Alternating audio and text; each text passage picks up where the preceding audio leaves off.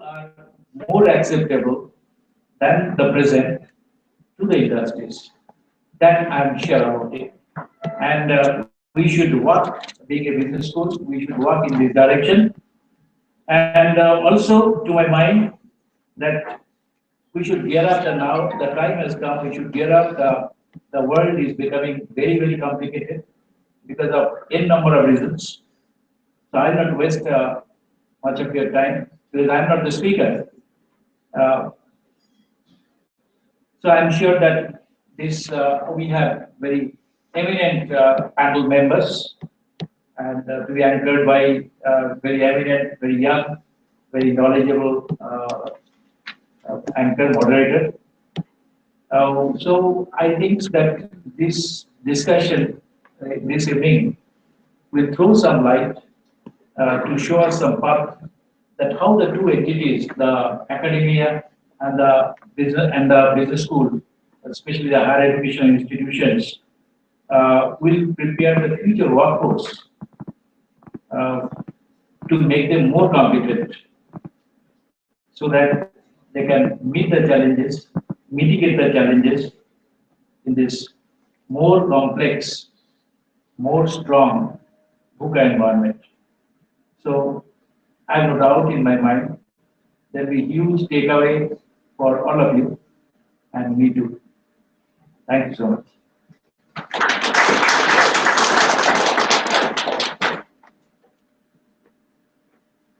Thank you, sir. It is a proud privilege to have in our midst Dr. D.N. Rao, President, Vignana Jyothi Society. Sir, your scholarship and experience have always led VJIM towards experience and acclaim. May I now request you, sir, to enlighten us with your thoughts on the thrust area of today's discussion.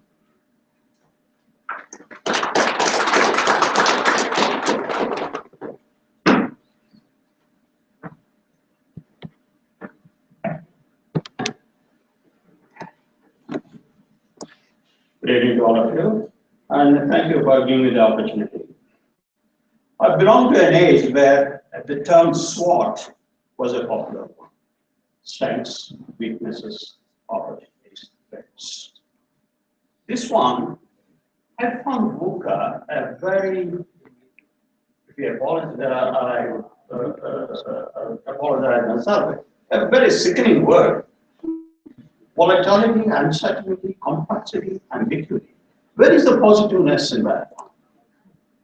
Okay. Where is the SWOT is an alternative word of enthusiasm. Okay. But having said that one, I think VUCA, when you look at it in a positive way, there's an opportunity in volatility.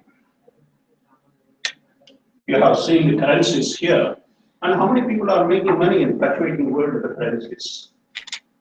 Uncertainties. Life is always uncertain. Complexities and ambiguities. These are all part of life. Okay. But they need not be looked at a negative perspective. Could be a positive one. I was given 3 minutes, 180 seconds. Okay. I hope I'll be able to finish that. Whether it is SWOT or VUCA, we will be able to sustain in the long run with the world value strategy, which are sincerity, long-term planning, honesty, and integrity. These days, it's so volatile, life is so volatile. The reputation that you've built over a number of years is gone with just one tweet. One tweet. That's it, your reputation is gone. One mistake. A software error in Volkswagen had washed out a number of years. So it's very worrying, but ultimately, is it another example? But what saved all of them is the sincerity behind it, the effort in front of it, and the long-term goals. I think those are the values that either in the future world or in the past world, I think these are the important words. Okay. I do not have an acronym for that one, but these are the 3 things that I believe will carry us through all times. Thank you very much for giving me this opportunity.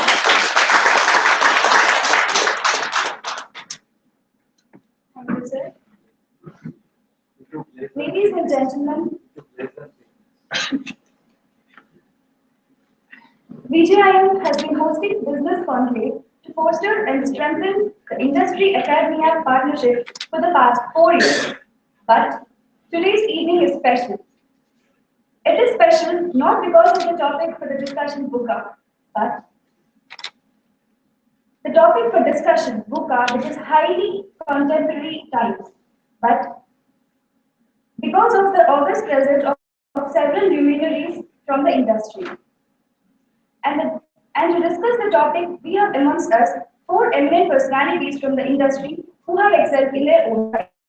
Now I'd like to invite on stage Mr. Tejawsy, Rama, President Markets, Ernst.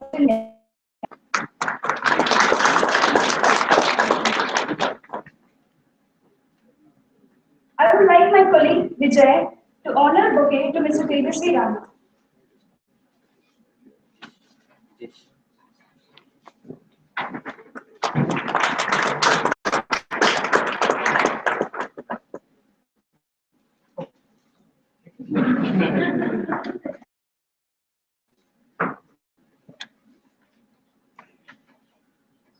It gives me immense pleasure to call upon our next panelist, Dr. K. Suresh Kumar, Vice President HR, Aurobindo Pharma.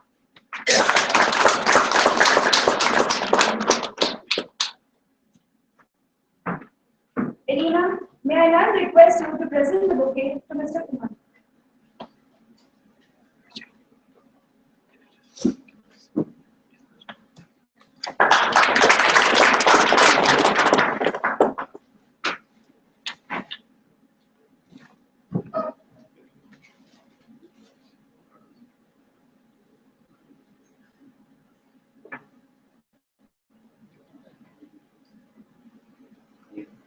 Our next panel member is Mr. P. Krishnasai, Senior Director HR, Head of Relations Business Unit, Dr. Reddy's Laboratories. Shruti, could you please present the bouquet?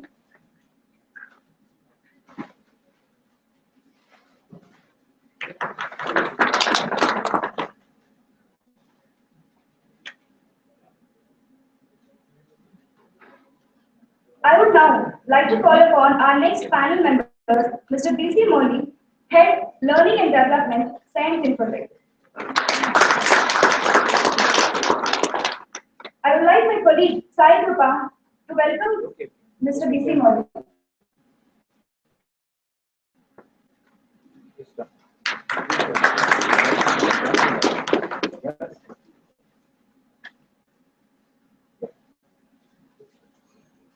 May I now request the moderator for this evening's discussion, Mr. G.R. Reddy, Founder and Chief Facilitator at VUCA Consulting, to please come on to the dais.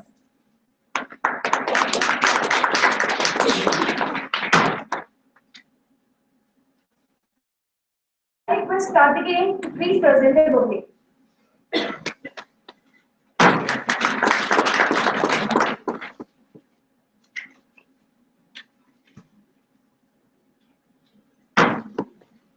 Mr. G.R. Reddy is the founder and chief facilitator at VUCA Consulting. He has explored the HR functional management for the organizational benefit in the industries like manufacturing, services, hotel, aviation, IT, etc. He has expertise in linking business and organizational HR systems. Mr. Reddy is also experienced in building and managing offshore business for many MNCs across the globe. Sir, the floor is yours now. May I now request you to kindly begin today's deliberations and discussions on the topic preparing people for the VUCA group. Thank you.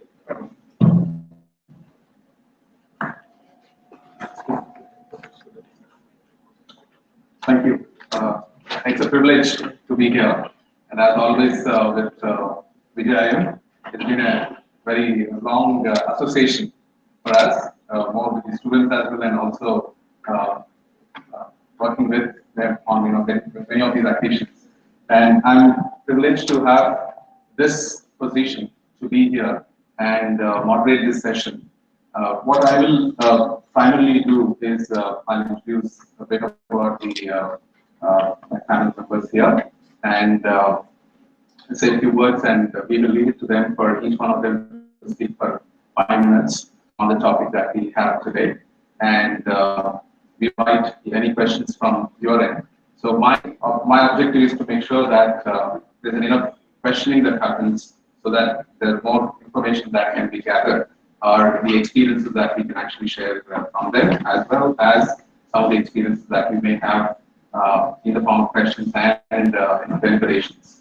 So over the next, I think 1 hour that we have time for this, I would like to just introduce my panel members. I have a very brief about it. I won't read it so much, but I'll try to just make sure that it is more structured from this point of view. Tejawsy, who's here, he is with Ernst as BP Markets, and based in Hyderabad. Compassion that he has. Only one thing, I think it's all it talks about related to the topic, people. Is one common passion that he enjoys all through places is only people, people, and people. So I think I have the right set of person, who's here. And he interacted earlier. I'm sure his experiences will be of immense use for us. And he's very passionate about interlinking clients, their understanding, their needs, and then preparing them in this VUCA times anyway, right? And he's equally blessed to work with ENY that has a sort of highly intellectual and stimulating crowd that I'm sure it depends on the group that you have. So I'm sure he's a group with him.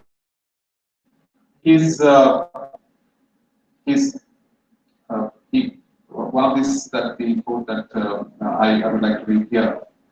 Through our experiential enterprise model, our clients will no longer have to settle with the state-of-the-art solution, but they also enjoy exceptional client services. So I think it's the being with the client in the VUCA times. I think that is what his passion is. I'm sure your experiences would be of immense help for us in this welcome.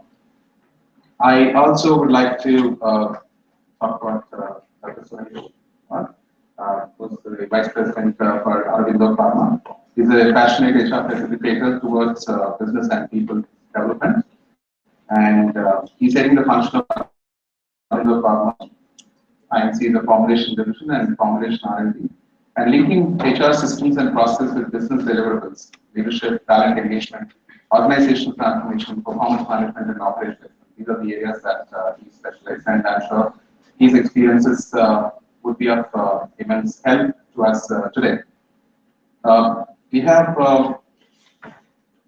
Krishna Sai. We were just sharing a few thoughts before, so incidentally, we passed out from the same colleges, but we don't know, each other. But maybe a little later, after a year or something, that we joined. Sai is focused high levels of integrity, result-oriented, organized professional who has an knowledge about the HR process and business. And I also shared a few thoughts with him in terms of the companies that where we work with some of my colleagues, and he worked together, so it was a good connect. I'm sure I'll be able to actually go to the depth and ask some of the best questions which could possibly help us today. Yeah, the other member, I think, Moorthy, we have VC Molly. Incidentally, I think I work with some of his college mates, seniors or juniors in my career, including my company. So that's actually a good connect, because that gives me very comfort, with working with each one of them. He's a passionate HR facilitator. He's working with Science right now on the training and development role. But when I actually spoke to him personally, he has done a lot of work on the consulting side, quite a bit of a change. So I'm sure a lot of those consulting experience will definitely be of use. He was with Dave and Deloitte earlier. With those experiences, I'm sure it will be very, very useful. What he has gone through recently, and also Science. Also, I think during the change that he was, and Science, we know that earlier it protected enterprise. So I'm sure the change, and Tejawsy works more on the mergers and acquisitions. I think that's one area that he specialized as such. So I think there is a lot more that we have learned from this, group here. So just before moving on, I would like to really talk about, let's say, the VUCA world. Sir has already decoded the word VUCA.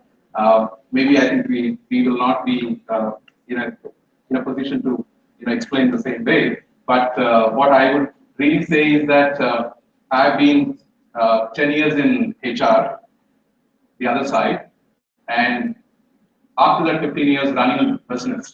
So I think I know that I have actually gone through the phase of two recessions. 2000 dot-com bubble and 2009. And I've started business around the same time. In fact, I think this kind of a VUCA world given the opportunity for me to start a business. So I would actually start from there. So when I didn't want to do any of the typical HR kind of a business, when the Twin Towers fell, I think that's an opportunity. Okay. So rightly, as you said, that VUCA is very negative, but there's an opportunity in it. So when I say Twin Towers, if somebody asks, I keep saying this. When Twin Towers fell, that's when I got an idea. So it's always there's an opportunity in the uncertainty that happens in the business world. So I picked up a model where helping the growing companies who goes through a lot of change, and many a times in my life that I have seen where the companies that I work with, which are known as the companies, are not there today. Even though they are the top listed fourth largest company in India when I joined the first company, like any other MBA graduate, you wanted always the known name. The name doesn't exist. And the companies where I work with, and when I moved out even, they still remember these companies. So that means there is a huge uncertainty and change, and that is what I picked up. And I said, okay, I work with companies which are not known today and make them known. So that's the 15 years that I've been working with. So that means that each one of them have the challenges. When you are a small company, when you are actually growing company, and when you're actually the external environment is impacting us very much. So these are the experiences that probably I work with about 500 organizations all through, and that is what I learned. That when I go as an HR person to join them, probably my interview is actually very limited because they just have to look at my CV and give me a job. That's it, nothing else. But when I have to go and provide HR as a service, the questions come in. That's when the business questions come in.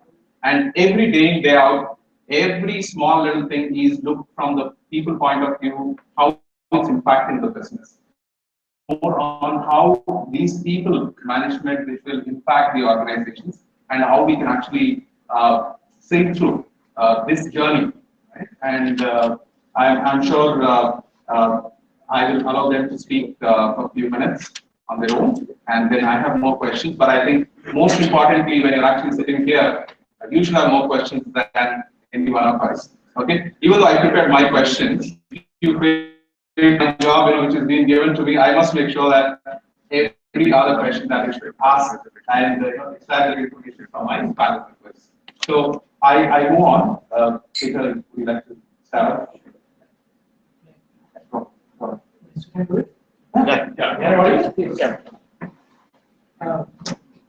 Yeah, first of all, I'm very privileged to be here. Privileged more because all three gentlemen sitting right next to me are my clients in some other way. So happy to be with my clients as always. So when I think about VUCA, let me kind of share what I have in mind in terms of just a couple of years back. If you want to kind of organize these kind of events, a lot of people coming for these kind of events. But now, if you want to organize any of this kind of events, not only Vignana Jyothi, whether it be CII, whether it be FICCI, whether it be any organization, whatsoever it is, including personal, functions like marriages, you're barely finding people who are turning up. They're one side of VUCA, basically. The other thing is, in MBA terminology, what we actually call the three different categories, right? Leaders, challengers, and survivors.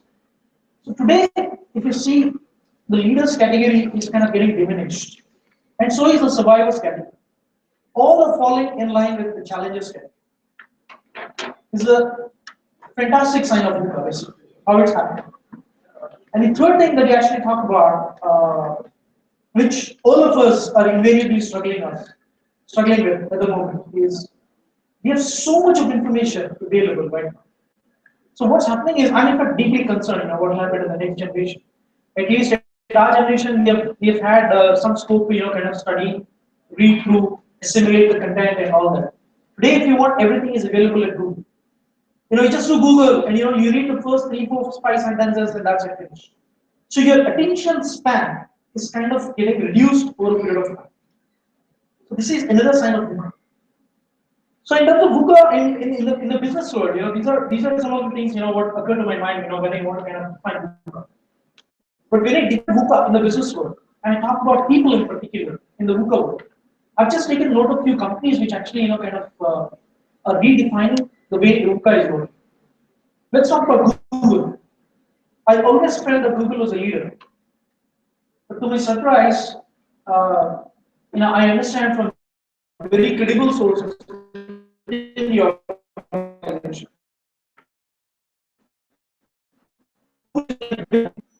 Today, Google has no more access to the intentions of the people.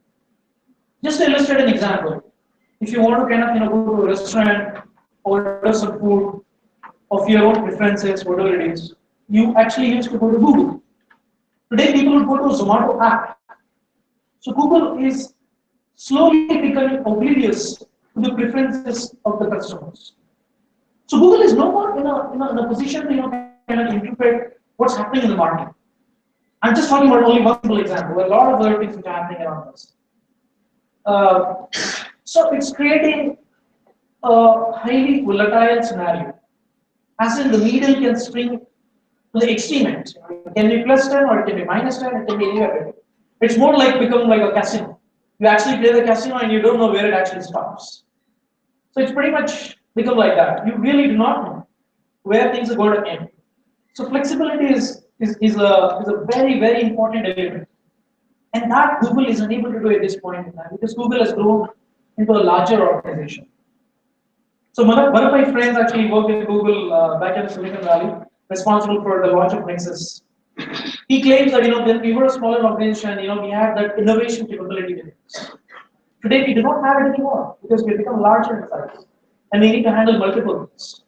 So I want to talk about some other interesting companies, which really define the way VUCA is shaping up.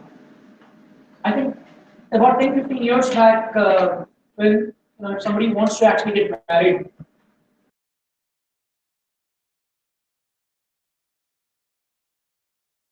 and then came Bharat or Shadi.com or JeevanSathi.com, whatever it is. And then we had apprehensions, not too sure whether the person will be good or not, the other person.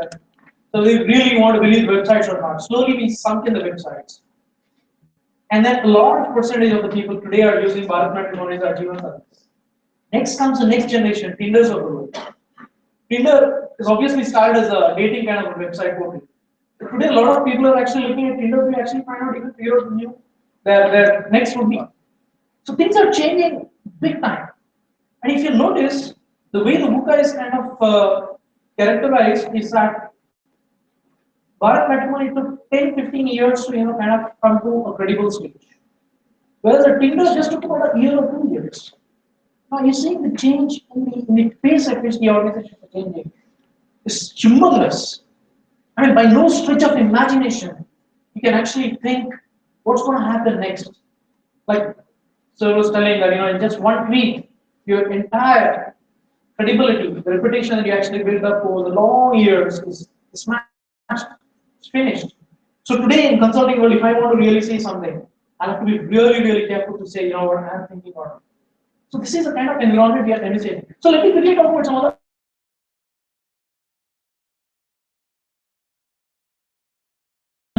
Now we had to go to Bangalore for attending one small conference in the EY office, and then I always took good care of my bosses, and always would recommend anyone here.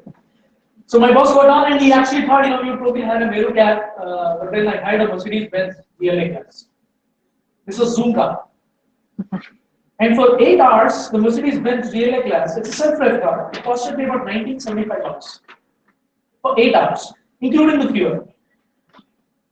He was astonished. He was very happy, and our office was just about 24 kilometers, so pretty much within 80 kilometers, whatever VUCA gave, we went and we came back. And all through, he was actually deliberating one thing with me. How could these guys survive giving a Mercedes Benz at 1975 bucks? It's ridiculous. So I kind of maintained, I said, look, Kali, I think it's just a matter of time. You would see this business evolving to the next level where they would actually start squeezing you guys. And today, the same Mercedes Benz, if you want to kind of go for it, I think for 8 hours it would cost you probably about 4,000 bucks. And what's the time period you're talking about? April to now, just about 8 months. Can you imagine the way the business is evolving? So if VUCA was not it, then there is RevCar. I don't know how many of you have heard about that.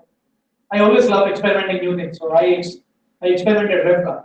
They don't give you fuel, but they will actually bring you for a self-drive car. They'll actually come and drop the car at your place. Then there is MiCar, MI car, basically. So a lot of things basically are changing. If you see the traditional things, Anand Mahindra was seen on the news, quoting that the car sales in India is going to come down drastically. And probably it could be a thing of past. This is VUCA. Obviously, I was just looking at it. This morning I got a mail in my inbox. BMW actually come up with a 360 degrees, system, where you can actually buy the car and at the end of 3 years they'll actually buy you back 60% or 70% or whatever it is. So what I'm trying to make the point is that the way things are changing is not important anymore. The pace at which things are changing is become very important. The pace is very quick. From April to now, the rates have changed, the business models have changed, completely everything is changed basically. So to go about some other examples, I also talk about Airbnb model. If you have a house, you can actually rent it out as a room. You just pick a marketplace and become segregators. So Airbnb model was fantastic, I thought. Then there is a night stay. There is a rooms tonight. Then there is some other website, which is actually giving a business model which is developing into multiple scenarios and multiple ways. And then there is Oyo Rooms. I don't know how many of you have heard about Oyo Rooms. Oyo Rooms is just the aggregator of all the hotels. And the simple fundamental difference that all these guys claim to be is the business model. But the underlying truth is, it's the people who will actually make the difference. People have to be much more adaptable to the VUCA world. If a guy who's sitting on the hotel in Oyo Rooms does not know how to operate the tap, how will he give me excellent service? Recently I was in Bombay, but then I actually finished up my whole thing and then I realized that the Oyo Room guys never actually gave them the information. So I had to struggle for half an hour giving calls to them, making them convinced because the payment has been made and all that stuff. Imagine the people are the underlying differentiators. We in EY are struggling with this. We reached a stage where the leadership is convinced to the core that unless we develop people who are highly adaptable to the changing environment and who can call quick shots, it's almost practically impossible to compete in this kind of market. I'll also talk about 2 other examples before I sum up. Recently I have been to, like I said, I keep meeting the CEOs of large companies. Recently I had been to the CEO of a large dairy company based out of Hyderabad. Fairly large dairy company, about a couple of thousands of crores per year. They're not struggling with the thought process whether they should have their own digital strategy, whether they should have their own e-commerce portal or not. On the flip side, he just has about a week's time to actually decide on this. Like I said, pace is everything, basically. A week is what he needs to decide, period. No other discussion. If he doesn't do that, an Amazon will come or a Flipkart will come, they'll also start selling anything and everything. Groceries are being sold online. In Chennai, in this turbulent time Chennai actually went through, I think Big Basket was delivering everywhere. They actually kind of envisage this kind of a thing. But you'll actually go through a natural disaster. So instead of having a bike or a car for delivery, we prepared much in advance some small boats. Can you beat that? This is VUCA. This is real VUCA. I really love the company, the way these guys have gone and kind of thought through about some of these things. I'll talk about some other company, it's a very large hospital based out of Hyderabad. I met the promoter some time back and he said, Tejawsy, I'm going to kind of shut down my entire HR department. What the hell? You want to shut down your HR department? Yeah. Payroll is being taken care by the finance or the guys whom I outsource to. And the performance advisor, actually, I don't need it anymore because I think people are making just 500 rupees, 1000 rupees. So I don't think I will have the person who's working here probably next year. And he said, instead, probably I'll actually start a department called a social loader. I said, what's social loader? Social loader is somebody who actually kind of hacks into the Facebook accounts of all these guys and starts figuring out what's there in their mind. I said, wow, that's a fantastic idea. We can help you there. I came back quickly and I told my IT transformation team, and we started developing solutions around social selling. So next time, sir, we'll come to social selling. Just kidding. So yeah, to sum up, basically VUCA is the volatile thing, where actually the needle swings to the extreme ends. You really do not know where the needle actually stops. And then uncertainty is complete unpredictability. Basically, you just can't predict what's going to happen next time, next door, next minute, next thing. Large companies, which were the pioneers of yesterday, have actually become defunct today. Whether it be Nokia or Kodak or simple examples that I actually fall in line with that. You have to be constantly innovative. When you talk about complexity is nothing but hiding in a completely chaotic environment. Even if you don't try, you are given a feel that it's a chaos. So you need to kind of simulate this fact of life that you are living in chaos. And then comes ambiguity. Ambiguity is that just that you're not sure. Basically, I'm not sure what to do. So my prophecy for this particular VUCA word, if you ask me, my answer is that there is really no one good answer which will actually hold a key to this challenge. So finally, I kind of come to terms with the fact that you have to live in a world where you have to be highly adaptable, and then you have to be ready to be experimentative. If you are not experimentative, you can become different anywhere. So this is my submission on the VUCA. Thank you. Another thing, I think what is happening to the world is the new age companies. I think what he actually mentioned is everything is startup. Okay, startup have actually changed the face of the globe and also the big businesses that we have. And to the extent, of course, even our Prime Minister also said stand up India and start up India. And I think there's a lot of change that is happening because of the information available, technology available, the behavioral analytics that we were talking about. I think there are so many things that have come up which are actually challenging the world in terms of the big players, right? Including even let's say Aurobindo or whatever that you said. I think that one experience can probably spread like wildfire. Whatever the valuation that they would have built, would have actually impact even if some of them see this. So it's actually a very tough situation. So I think you touched upon the startup story. That means that if the company is not willing to change, somebody else is changing so fast and building better company than this. So I think that's actually the challenge that one goes through. So I request Dr. Suresh to Very much all of you. I think it's a great privilege to be alive. Yes. Hello. Hello. Yeah, we are able to hear. To be part of this conclave. It's always counterintuitive for me. When I'm reminded for this kind of the seminar or conclave. Recently, I got an opportunity to address a group of professionals on the role of HR in the emerging business, the scenario, or the role of HR post economic slump, which the entire globe witnessed in 2008, 2009, and now it is a VUCA world. So, but at the same time, I got an opportunity to associate with those companies. Either they are extremely prosperous, or I would be part of those companies in a prospering phase. So, I in fact then reconcile. I think probably it is a great opportunity to understand better by being part of the seminar to get more tips how to work in this kind of challenging environment.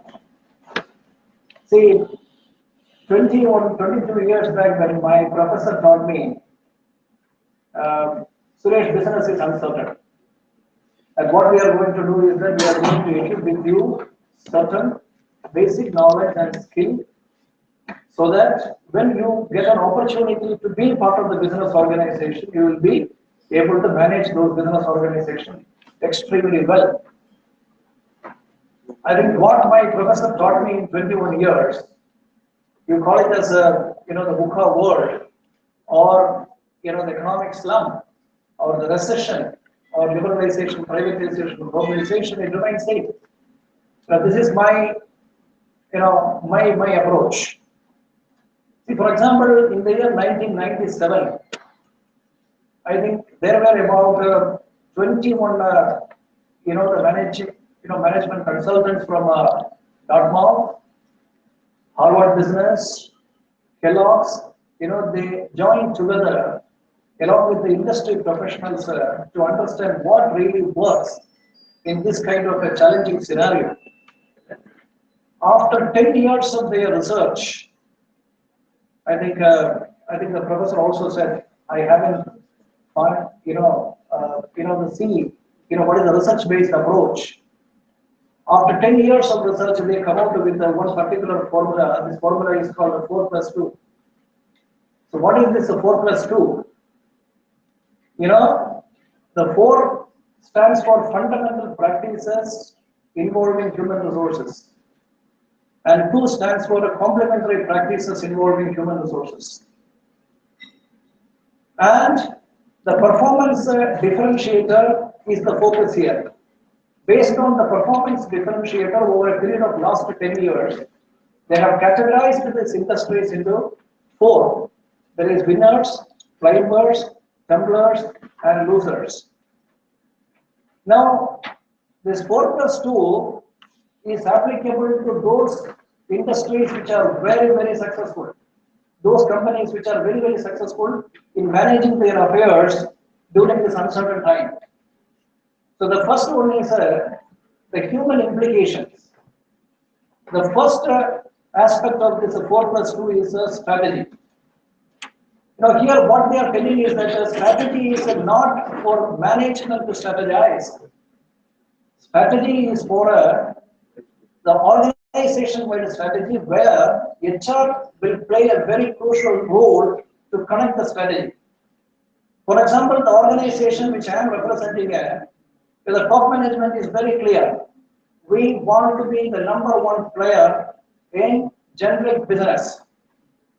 Strategy is absolutely clear, and it is the responsibility of HR to play a very important role to connect this strategy with the people across the department.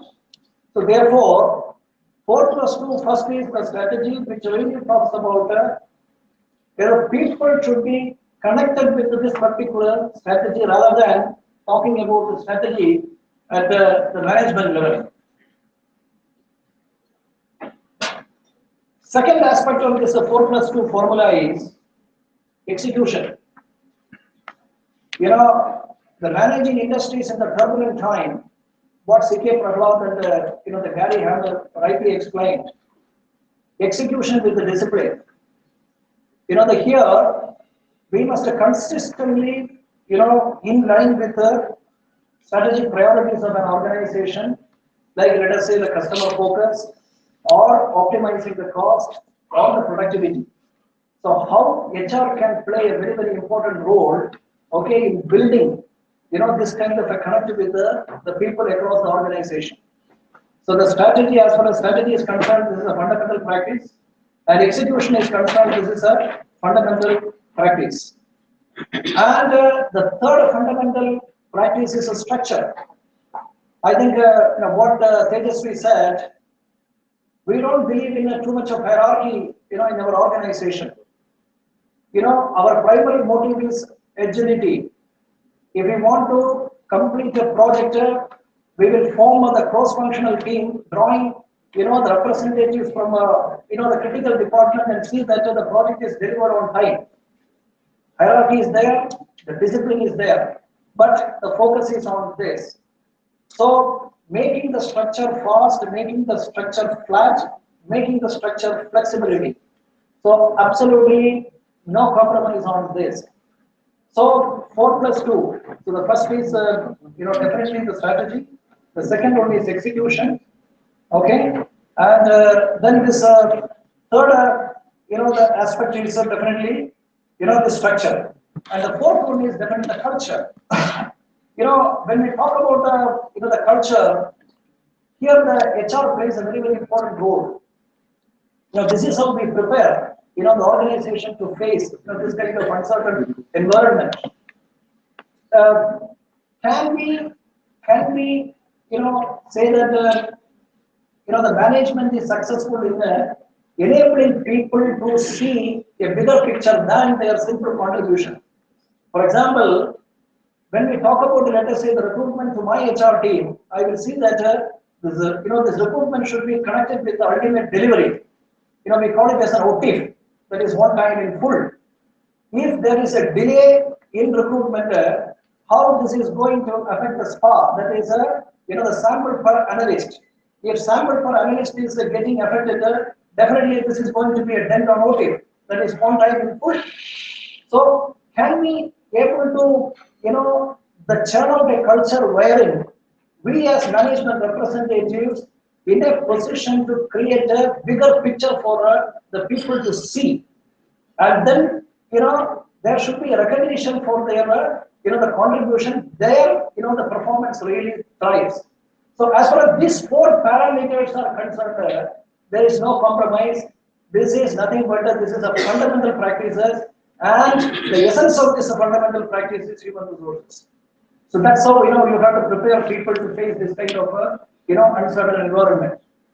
And 4+2, they have identified, for example, the winners, climbers, tumblers, and losers. We know a lot of examples, in our day-to-day life. Who is consistently winning? Which organization is consistently winning? Which organization is, I think, started with the, win back, but subsequently, they are unable to, let us say, maintain the winning streak. So, see, for example, in 4+2 formula, the next one is talent. He talked about, certain innovative ideas. Innovative ideas cannot be trained like this. You need to have, the talent. Oh, so as the management, we must see that they are not simply employees. They represent a particular talent to be capable of, delivering certain goal. So that's a 4+2 formula, the first aspect. And the second aspect is leadership. See, when we talk about leadership, here, the research shows that the CEO play a very important role in impacting the business result by more than 15%.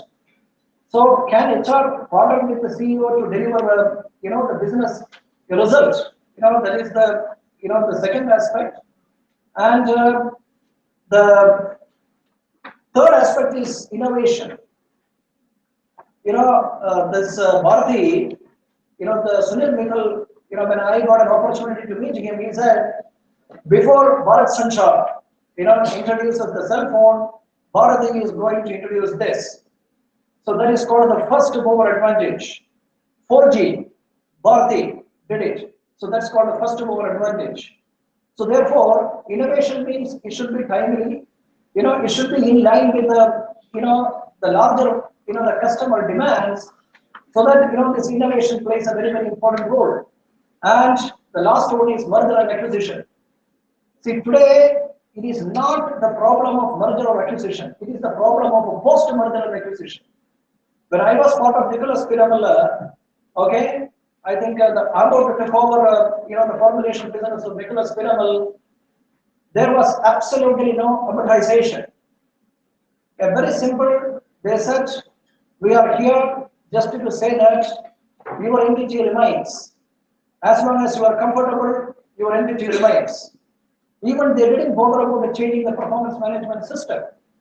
So I got an opportunity to probably emulate the same thing when Dalmias, took over JK Siemens certain units. We just changed it symbolically, the names and their email IDs and visiting cards. We never touched, the core practices. So out of these four, any of these two can be selected by the industry depending upon where they are positioned. So therefore, what I would like to say is that this 4+2 is very much relevant. 4 is no compromise, absolutely no compromise. Intolerant, no compromise. And out of next 4, that is talent. We talk about innovation. We talk about the leadership, and last we talk about M&A. You can select 2, depending upon your actual requirement and where you are positioned in the market. So I think what really works. I think this is what I would like to share. Thank you very much. Thank you, Dr. Suresh. That was very interesting. And one other thing that while he's speaking, I was stuck at one point while he's speaking here and there, but I think was stuck at one point was culture. Okay, I think in the VUCA world, how do you really manage? So I was actually stuck. I was only thinking about that, more than anything else. And I'm sure it's actually, how do you continue the culture of the organization, which actually defines your core DNA while you're actually strategizing and delivering things. So thank you for sharing those inputs. Now I just wish Sai to share his thoughts. Good evening to all of you. Is my voice clear? Audible to the people that were sitting backside? Okay, thank you. And anyway, I have strong vocal words that my kids start going up later. When I start chanting.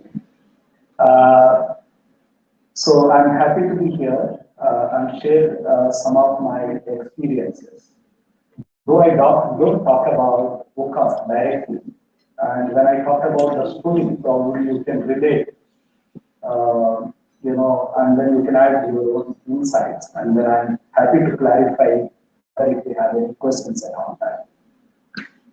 So I joined in an automobile company, which is Mahindra & Mahindra in the year of 2000. So the company, started in 1960 and manufacturing of the Jeeps.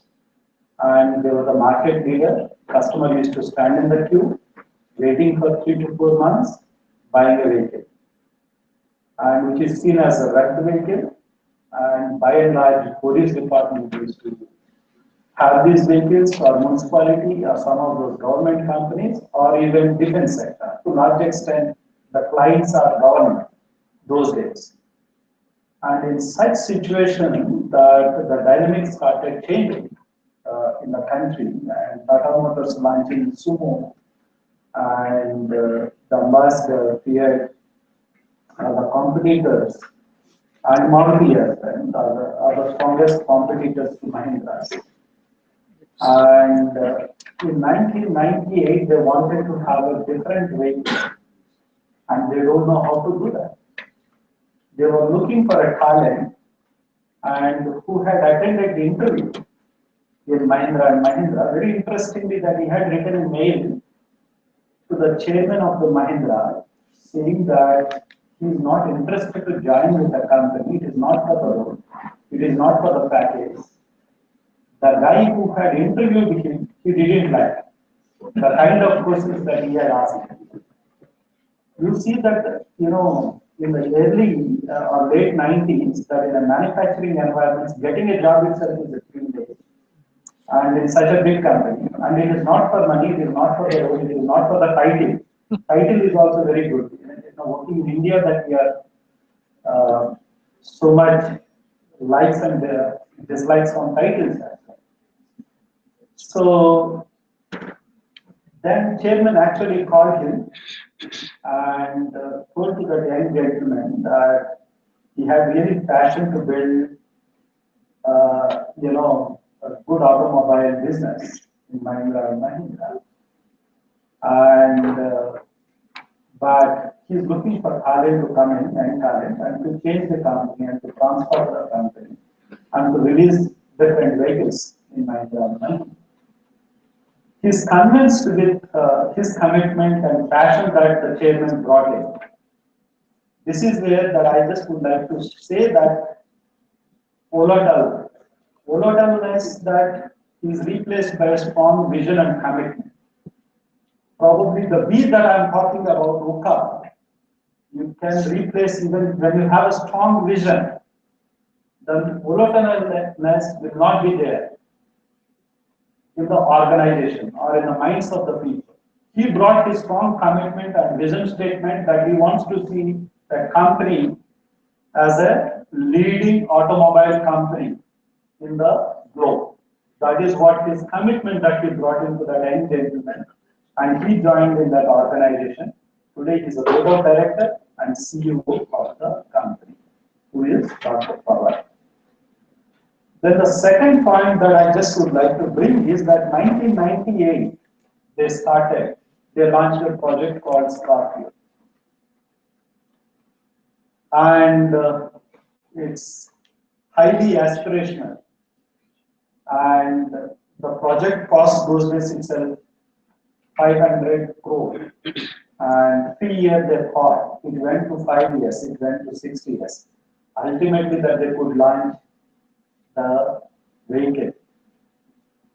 And in the whole process that I could see the journey and being part of that company, understanding the employees, what kind of employee that you need in the organization if you need to launch a company. Understand the stakeholders and customers, very important. What kind of customer, what kind of vehicle are they looking for? It has undergone multiple changes as a part of understanding the customer and then designing the vehicle. And they understand the stakeholders, that what kind of investors that they have, and what are they looking for, what kind of vehicle that can give maximum returns to the company. And that uncertainty is replaced by an understanding of customers and investors and employees, and brought new talent, developed the existing employees to acquire new skills where they can manufacture better vehicle and develop a better vehicle and sell as well and launch in the market very well. So the next point, that complexity when I'm talking about, automobile I see a great complexity, and as well that where in our organization where I'm working also, that Pharma I also see that a great complexity. So it's of assembling logically that 650 parts in appropriate manner and can reach very well to the customer. Not an easy thing. There's an electronic, there's an chemical, there is an mechanical, there's an instrumentation, and so many streams. Logically putting things in place and assembling that vehicle. And as he said, a small error, Mr. Reddy that told, or someone that speaker told that Volkswagen a small error that can create a big trouble to company and to customers as well. So you need to be very careful. And that complexity being replaced by a clarity. The clarity in the thought, the clarity in the communication, the clarity in the thought process of simplifying the vehicle that they want to manufacture. And communication went on to so many stakeholders at different levels. It wasn't very easy. They have upgraded Armada, they have upgraded Bolero. Ultimately that they could launch in the year of 2004. Escort. So which turn around the company. Even though their share price has come down from 300, 400 to 59 rupees, and today again it went up to 1300, 1200, 1300, the share price. So the moment that they launched the Scorpio, their share price went from 59 to, even before hitting the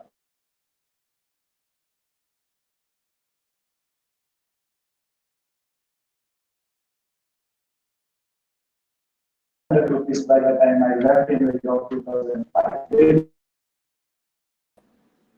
And those days, all of us that, all of you Mahindras who are sitting here. So it is known as automobile company, that is what you know. It is known as now, of course, the Tech Mahindra is called as, those days, the Mahindra British Telecom, MBIT. It is not fully owned by that IT company by Mahindra. And I don't know how many of you knows that today Mahindra has 29% stake in HDFC Bank. That gave high profit, and MBIT gave profit. The original Mahindra company made so much loss, whether it is tractor division or automobile division, was in such situation that now again the company is brought back to a stage that again today 60 to 70% that Mahindras that again gaining so much huge margin. Sometimes that in a year probably they might be earning less, but constantly that they are making, I think 70%, 60 to 70% they are making money from automobile. So then the last point that I just would like to bring is that ambiguity. The kind of an ambiguity that I could see in employees' mind how this company is going to be, and the shareholders talking about that did they invest in the right company, that they could not able to see that launching and competing with the competitors, versus that they could able to launch so many vehicles, and then as well as not only stopping with Scorpio, even SUV, and then acquired so many giant ventures they launched with two-wheeler, car, and so many things that they did. So the kind of agility that they brought in a systematic manner, even at some point of time there was huge pressure that Mahindra to enter into car. But Chairman's statement was very clear. First, they want to leverage their core strength, which is their SUV, and then getting into the newer segments, which they did it rightly. And they had even a joint venture strategical with Ford that gave even good experience to the company. They acquired even Nissan plant that gave even good technology platform for painting area. So the agility that the kind of agility that they brought into the teams and employees, and with a slogan that speed, and then second is mind. The Indians are they are none to the second anyone, because even Indians are considered as a second type of citizens in inventing the technology, and then is challenged to an extent that why should we always stand as a second? Why don't we just even aspire to be as a first? And cultivated the cultures in the organizations through various workshops and training programs, and then upgraded the skills. And ultimately that the companies turn around with new products and new culture and new set of minds that brought into the organization. Though I have a second story, in the interest of the time, I just thought of holding myself and sharing this one experience that I have. Definitely we will have many questions, and I'm happy to answer those questions as well on the story that I built on here. Thank you. I think you touched upon the, if you want to remain there or you don't actually look at what are the challenges that are happening, it's a real story of where you started and then where you actually end up by actually looking at the changes that are happening around and reinventing. I'm sure many times it's also difficult to take those choices. So, if you are actually experimented with one vehicle, two vehicle, third vehicle, you have to have a tenacity to even to sustain. And while you are as a business, you are sustaining. You also have to have the people sustaining, that kind of an experimentation that the strategy, that the senior management, really takes. I'm sure that's also a challenge. You see that how much of the tenacity that people have to take those 1 year or 2 years or 3 years new products and experimenting whether it's failing, it has got a lot of impact on people definitely in the process. And I'm sure I will go back and develop on those things in the next question session. I'm sure each one of them have some questions as well. So I'll ask Molly to share his thoughts before I open this for the questions for all of us. I think I'll take it slightly different route, partly because I may not be visible there. I'll also try and keep it short. To begin with, generally, if you can recall, at the age of 8 or 10 years, what was your preferred food? You don't have to share. Probably take 2 seconds. What was your preferred food? Preferred, sorry, just come. Food. Okay. Me. What is your preferred food today? For how many of you it is different? Raise hand. Yeah, thank you. So, which means we all embrace change. We all accept change. Not many of us are really unhappy with this change, whatever food we enjoy. Some of us by choice, others are forced to take that food. So fundamentally, many of us embrace that. It's just that we recognize that we accept things. I wanted to share a story that I went through a week ago. It was last Tuesday, and we are doing a 1-year-long global leadership program. I represent Science, Learning and Development. We are 13,000 people. About 2,500 operate outside the country. We had 23 members in the training program, and a couple of them are from US. One of them is from Germany, one from Australia, one from Malaysia, and so on, outside India. On Tuesday, that was the last week of the entire 1-year program. Tuesday, I realized the Wednesday trainer will not be around. Generally, our trainers, one from Malta, very exotic place, another from South Africa. We partnered EY, Ernst and Young, so South Africa, and so on. We bring trainers from different places. Many are from India.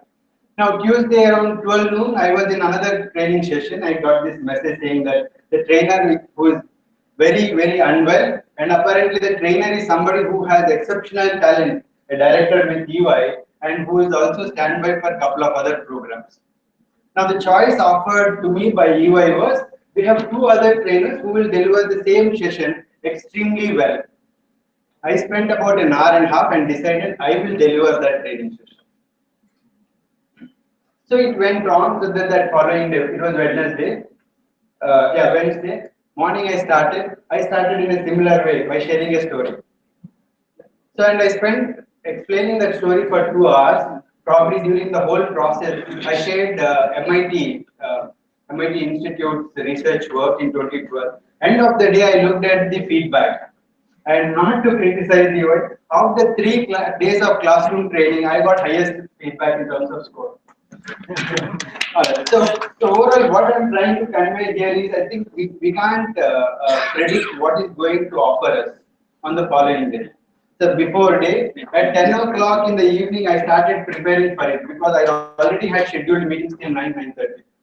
9:30, my son gave me a shock. He fell down, so he had a bulge on the forehead. So spent some time with him. Finally, 10 to 1:30, I worked on it. I was really nervous. I never addressed such a large global gathering before. In terms of day-long training, 2 hours, 3 hours, I delivered for them 1 year ago. That was fine. So then I started thinking through, and my old story that always occurs to me is the story of a farmer, and with whom I'm always fascinated about how does a farmer manage things which are absolutely out of control for him, or perhaps mostly it was him. So when I was there, I hailed from, those of you who know, a place called Giddalur, and from there 15 kilometers south of I hail from there. Every holiday we go there. And the people who work for us and others, it was very amusing to see. They would not know what is going to offer them the following day. They don't know whether they get a power or not. They wouldn't know whether they will have water or not, except those few privileged who have wells and who can pull water. And they wouldn't know during the crop of 4 to 5 months whether it rains and whether the workmen will offer work or not. And yet they contribute largest share in terms of revenue in this country as on date. So when they can manage, why can't we business people manage? So then I would say few fundamental questions.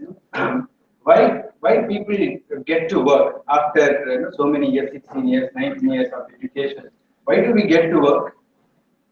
So many, I'm sure all of us have some idea or not. Some of us go to work because parents suggested. Some of us go to work to impress other friends. Some people genuinely go to work to earn money because they realize the kind of pain that parents went through so that they need to earn money. Unfortunately, very few people know what they want to achieve from the life. Very, very few people. I have a common suggestion to people. If you want to do something, figure out who's your customer, who's that your customer serving to.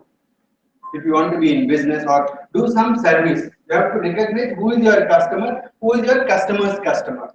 Alternately, you just sit at home, have fun, make living out of whatever little bit your parents have given you. So you have two choices to make. One, inherited property, enjoy with it. You have no property, we have alternate ways in India and outside. Make use of those facilities and live through. If you want to get to do something, then recognize who is their customer and customer's customer. Actually, I have not much to share. Suresh has taken much of it and others have taken remaining parts. Still, I will share another aspect. So, I think the two other aspects that I would say is we have there is a difference between breakthrough technology and disruptive market. The difference between these two, a person who comes up with a breakthrough technology is at the highest level recognized as a Nobel laureate. A person, so if you really look at their revenue capability, etc., it is minimal. What did they do with that breakthrough? Quantum physics. No clue about how we use today. At least I do not know. Theory of relativity. We use it very well in social science, not so much in science, physical sciences. So, and then look at the other side, these disruptive market creators. There's a guy called Steve Jobs who attempted multiple times and finally he got lucky in multiple times for multiple occasions. One of them was this eye-based products. iPhones were game changers. iPod shook the whole music market, is iTunes and iPod. It's not great innovation, but then definitely market disruption. So what does it teach us? So I will use the word agility. So it talks about one, how quickly we move, and two, what is the grace? So how graceful we are. I'll pick up another word from them. They said culture. So how graceful we are. Culture is also a function of what values we hold. If we want to do something in life beyond living by ourselves, then we will have to relate to other people. There is something called fundamental interpersonal relations. So in the culture, however I would like to be treated by others, in the same way can I treat others. So if we can follow that and have values, in our company we have 5 values. It is fair, first we call it as first. Fairness, integrity, respect, sincerity and transparency. So in our organization we found this in, if you all look at introspect, you all have values. Can we stand by those values? Whatever we want to live by, and if we can stand by them and sustain them, perhaps that's a culture that we can promote. So the second part I would say that agility is also very critical. And the third aspect, rather final part before we move to the next one is, I think however big in whatever form we grow, either horizontally or in terms of revenue or in terms of the family size, one thing we should not forget that we are human beings. And everybody would like to be treated like that. And if you really want to do something to the society, to a business world, then probably in every conversation that you have with others, see how other person can benefit, how you will benefit, and how this will help in improving relations. I remember 15 years ago in a manufacturing company, I started my work in 99, completed engineering in 96. And people used to fight with each other, different functions when they come together, supply chain person, production person, and other maintenance people. In today's environment, you don't get much opportunities. We work in a virtual environment. Every opportunity that you get, see how can you build relation further. In case we get a doubt that during that conversation we can't build the relation, avoid meeting the person. In the current environment, in the future, I think the most critical aspect would be having a face-to-face dialogue with people. During that dialogue, if you are not going to build the rapport, avoid conversing with people. Thank you very much. I look forward to interacting with you. Thank you, Moorthy. I think for a moment, actually, I was sitting here as a consultant running a business. Suddenly, the feedback gets in front of them. I'm sure, it's like suddenly, out of the blue. And I'm sure, I think we are in those situations. I also wanted to quote one example of today. I was just talking to one HR manager who had built a policy, but whether practiced or not, nobody knows. But in one of the conversations, there was one person who came up and challenged that policy. And he wrote as a grievance, but he marked everybody in the company. Okay. Now, what she did is she went back and answered to him. That's it. And then she realized after like 1 week, what is happening there? Everybody is aware of this question. It's happening in their minds. No solution was given, but the solution was given to that guy, and he's calm, right? I'm sure such a challenging environment that we are facing, as an HR point of view. Because we had some solutions. I will park the solutions on the other side before, but I thought this is something that we face on a day-to-day basis, how volatile it is, and how complex to actually answer to such issues. And of course, each one of them really touched upon from the business aspect, in terms of the change that is happening continuously. So what I would request is that I'll have a few questions with me anyway. I will use it as you're asking questions. So if any one of you have a question, you can actually write it on a piece of paper and then just pass it on. In the meantime, in the interest of time, just to save the time, and in the meantime, I have asked one question, so you can actually write a question and write your name and write the question and send it back here. And appropriately, I'll direct it to the member of the panel to answer. Okay. So just moving on to one question I had was that one of the critical things during the changes that are happening with the companies, the most critical thing is the communication. Okay, so my question is, what are the communication methods which are effectively used to prepare people for such changes that are happening, which are just unknown, right, from time to time? So, any one of you can pick up. I'm referring to the people communication inside.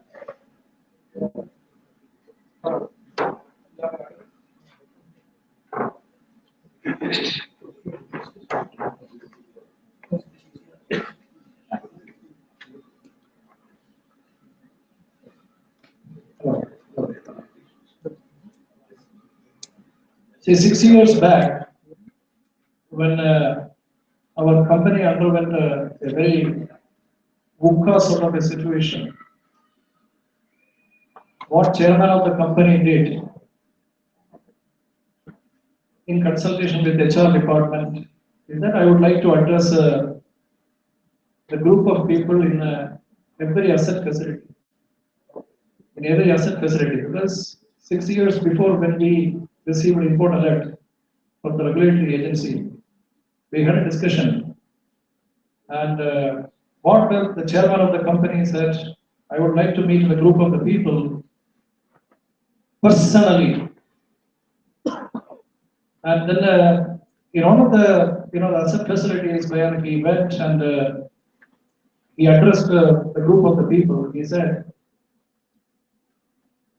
for me, what is important is 20,000 people and their families depending on Aurobindo.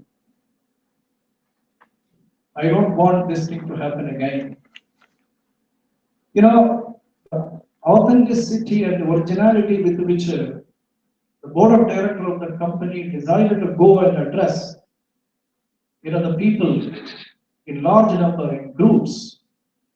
I think that definitely gets the expected dividend in managing any complex situation, any volatile situation. Okay, this is what we really practice. Though we don't have a structured communication system, this is for junior management, this is for middle management, this is for senior management. You see the transparency with which we communicate. For example, the operating result to our people, when the board of director meeting is over, the next moment the result will be shared with the people. So the transparency, the authenticity, and the originality with which none other than the senior leadership team communicate in large number of people to the large number of people. I think this is one way, I think, to address the people and to create that kind of a sense of urgency, among the human resources base of the organization. I just want to build on this. I think irrespective of the environment changes, a couple of things that remain unaltered. The most powerful form of communication continues to remain to be as face-to-face communication. That's most powerful. Followed by video conferencing or Skype, or there are many methods by which you get to see in a virtual environment. The least form of communication in this order should be the telephonic communication. Having said, there are a couple of things to be avoided. One, kindly avoid texting. Two, if you think you are communicating through mail, you will have to reflect on it. If you don't want to trust my view, read this HBR article. What they talk about. What does it indicate when you send a message through a mail?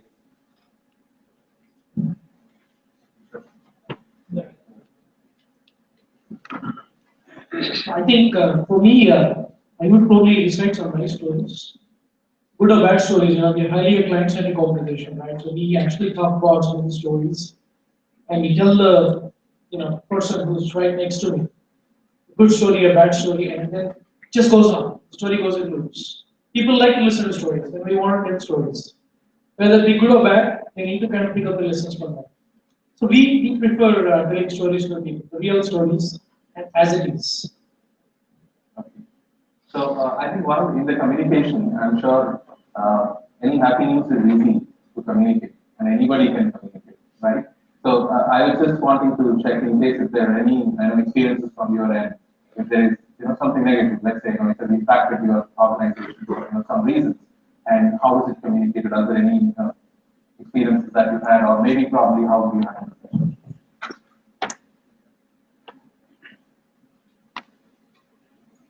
I just would like to share experience. In the year of 2010 or 11 beginning, were working in a company, MNC company, American MNC company. Very interestingly, that the CEO, global CEO, had announced that they have decided to reduce 1,000 employees in the company, in the global town hall. It was sad.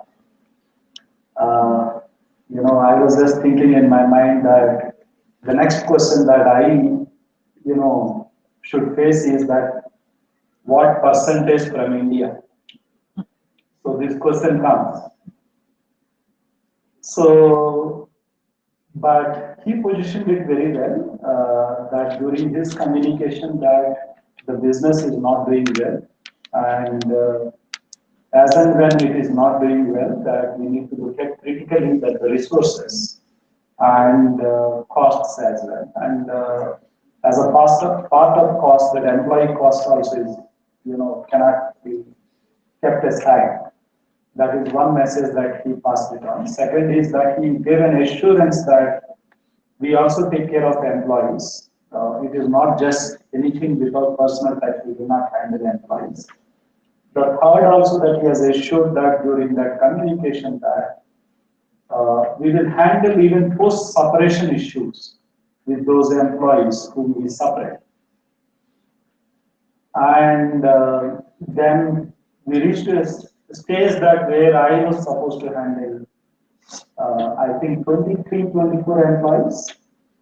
I had those critical discussions with those employees and parted a separation from company. And somewhere a concern in our mind, HR leadership, is that a great places to work survey, where this company is going to stand in a particular year, going through this experience. Very interestingly, that company gained even 3-4 points more and standing ahead of any other company in that particular division of, particular, the work stream of that business, standing ahead of any other company, even in India as well. So when I retrospect that, the whole, journey, how transparent you are, of passing the difficult communication. Because I see that most of the times that mother at home is the big critic and passes even difficult, communication very well. Even those days that we used to just depend on mother so much, even to get some money, but, we are being afraid from our fathers. But always she used to pass us openly without much filters. The communication saying that it is not possible to get money, or even it is possible that we can get money. So, like I see here the transparency, and then the second is courage. One should bring courage to announce such difficult things. Even today, even our CEO, just before coming here, we had addressed in cricket ground all of our employees working in Dr. Reddy's, the kind of difficult phase that which we are going through. And always courage brings, and always, one is transparency, second is courage, then the third is clarity. We discussed about the reason being this separation. Then the second thing that he brought clarity that how is he going to take it. Then the third he is talking about even post separation, that how these companies will handle and value those people that were separated. Then our most important thing, even in difficult situations, you should not lose your empathy and care. You need to be more alert of extending that empathy and care. Otherwise, it can be misinterpreted always from employee point of view.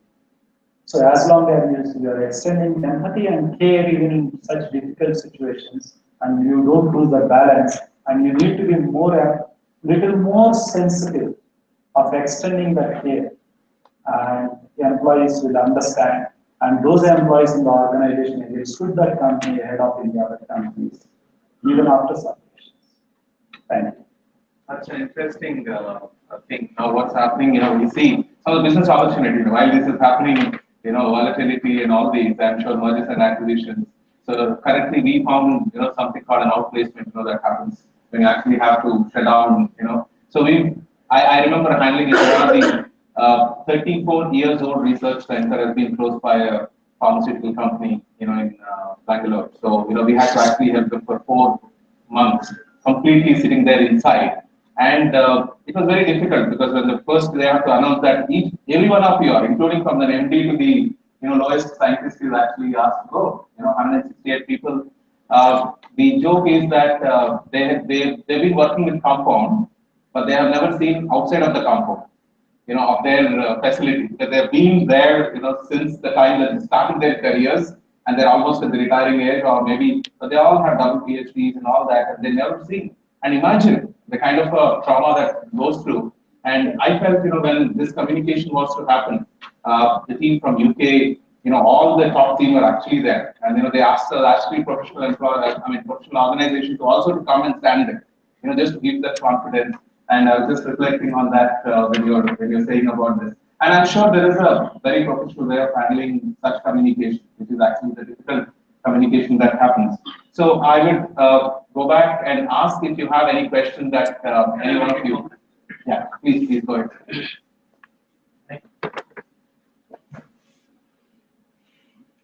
I think basically the topic is preparing the people for VUCA.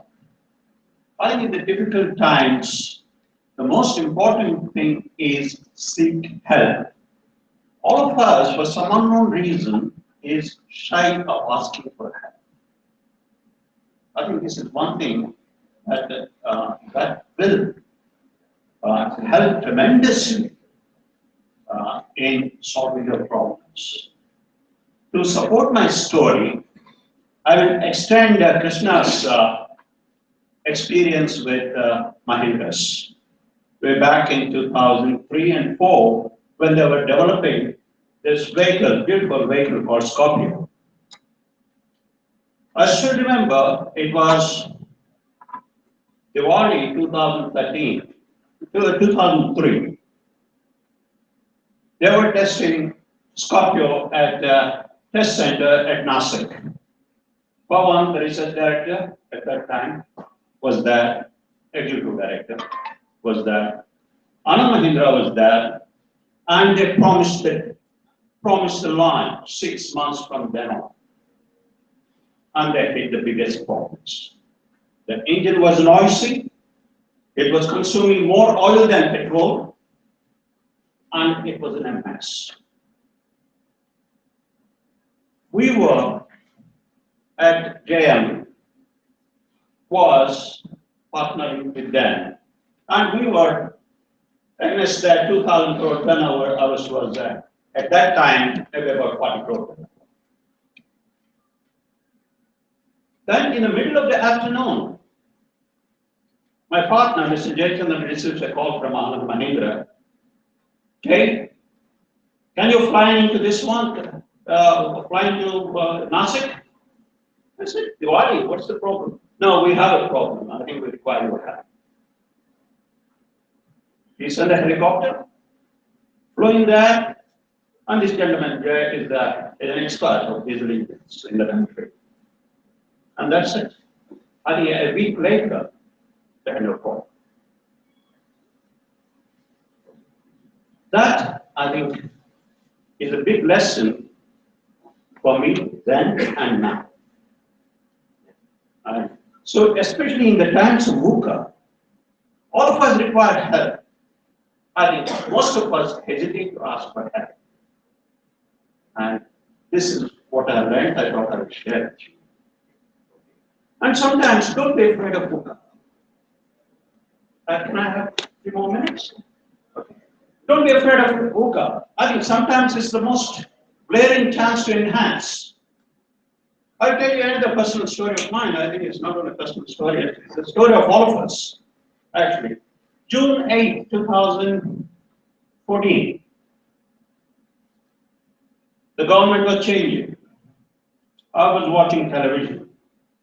All of a sudden, I get a call from Mandi in Himachal Pradesh saying that about the tragedy.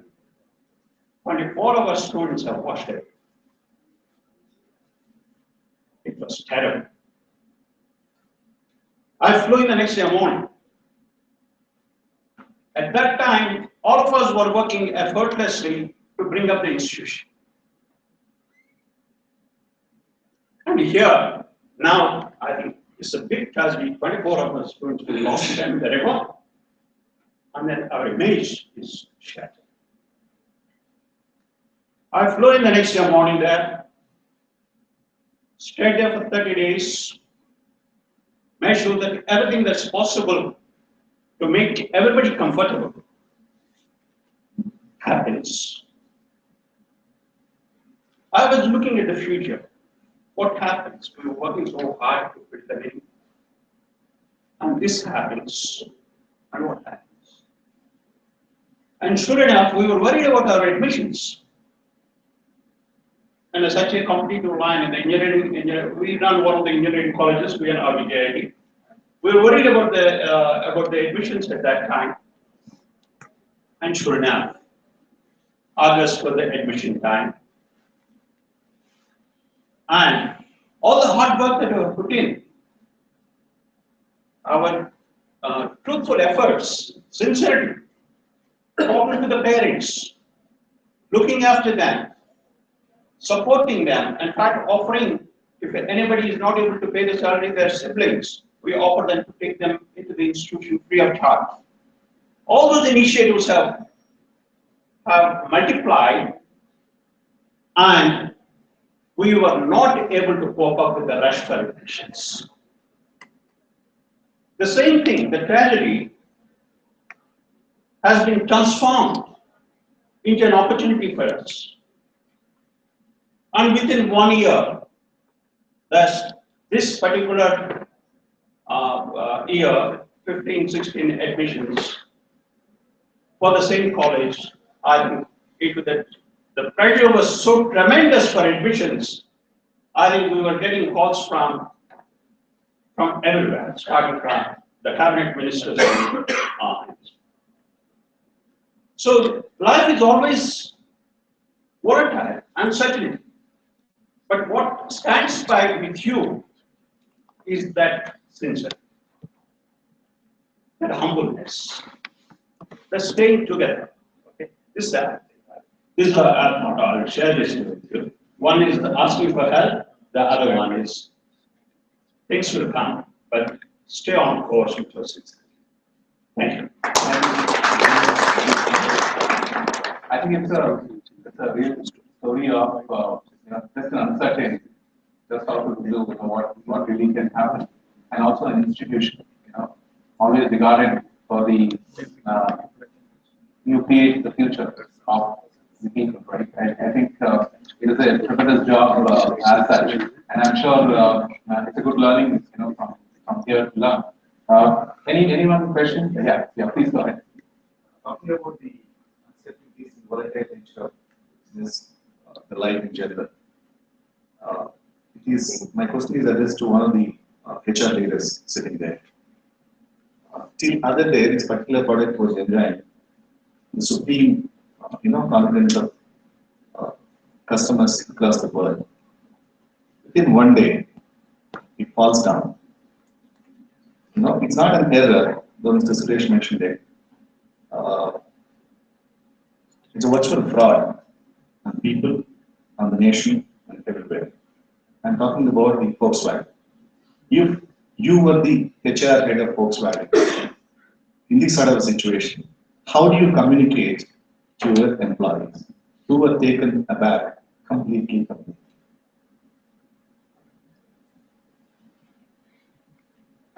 You have to put yourself into that shoes and all. Right here. I think there is a difference between information and opinion. So my humble request is we'll try to stay close to information. Opinions are hugely colored by media. Anytime, this is my personal request, you take it. So if there is something that we have gathered, we will represent that instead of evaluating it. So, I'm sure the challenge that I see is how it's perceived outside is more impactful than the actual community. So maybe you can respond. Yeah. So the point I just would like to bring here. Hello. Okay. So is my voice audible for the people? Yeah. Yes. So the point I just would like to bring is that, as he said, that we should know first the full picture in any such situations, because an organization needs that there are always three stakeholders. This is what I talked about while talking to even employees. There are employees, no doubt, that are important stakeholders in the organization.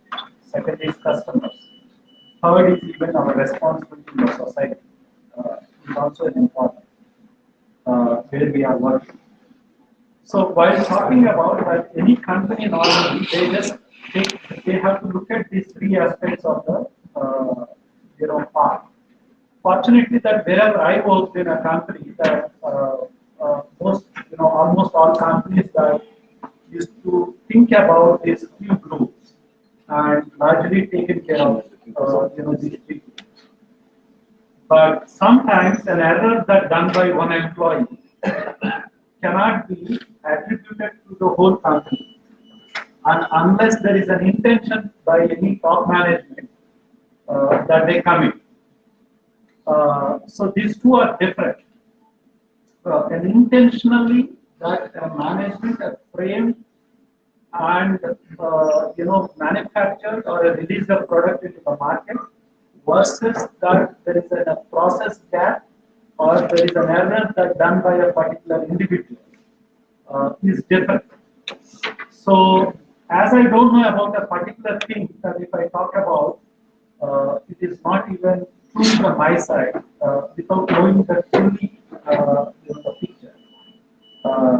But our national interests are larger than a group of interests. No doubt on that. That is how I can say.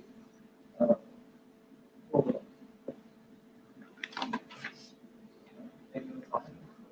Okay. That's the question. Yeah. Thank you for your attention. Actually, I would like to congratulate the way it was put on, first giving a scope, then giving the strategies and taking care of how well implemented. Coming to the questions, are like no the recent thing what happened in Tiny World, right? One of the founders was made hostile.